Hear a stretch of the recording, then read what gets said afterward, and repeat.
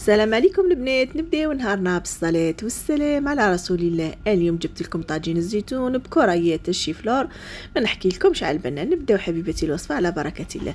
جيبوا الشيفلور تاعنا نحطوه في الماء والخل، نغسلوه وبعدا نقطروه، بعدا نجيبوه نرحيوه في العشوار تاعنا. ها كيفاه نرحيوه يولي كيما راكم هكذا تشوفوا.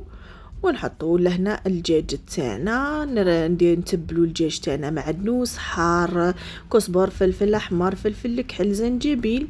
ثاني نرحيهم ثوم سنينات ثوم كما راكم تشوفوا.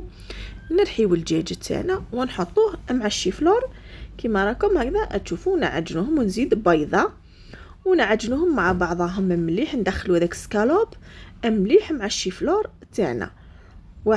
واحد البنه ما نحكي لكمش عليها تاع الشيفلور البنات.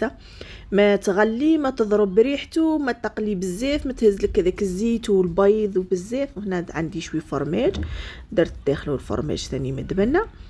هنا نديروه ديبولات كما راكم هكذا تشوفوا. نكوروهم في الفرينه برك، لا بيض لا والو، بيضه تكفينا كامل. نكوروهم هكذا ونعقبوهم كما راكم تشوفوا هكذا في الفرينه، ونروحوا نقليوهم حبيباتي هكذا. شوف كيفاه قليتهم كيفاه يتحمروا يا البنات، يجي قلت لك بنه عالميه.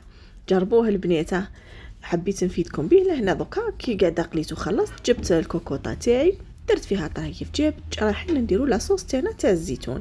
حيت البصله شويه فلفل معدنوس، درت لهم فلفل الاحمر الحلو الحار، زنجبيل، الكركم هكذا كما راكم تشوفوا. حطيت قليت الدجاج قبل حمرته البنات باش لحت البصله وهذوك التوابل نشوفوا الشياط طالع هكذا. بعدنا نخليهم يتقلاو شويه ونجيبوا هاني لهنا مرقت. ونجيب الزيتون تاعنا بعد ما خليته في الماء سخون ودرت له الفرينه، وبعدا غليته ولحته البنات. شوفوا بعد لكن نلوح الكريات تاعنا نطيبوا قبل الزيتون البنات والدجاج هما يطيبوا على الاخر باه يلوحوا كريات الشيفلور يتقليو مده 2 دقائق ونطفيو عليهم ونديروا معدنوس وهكذا شوي فرماج رابي.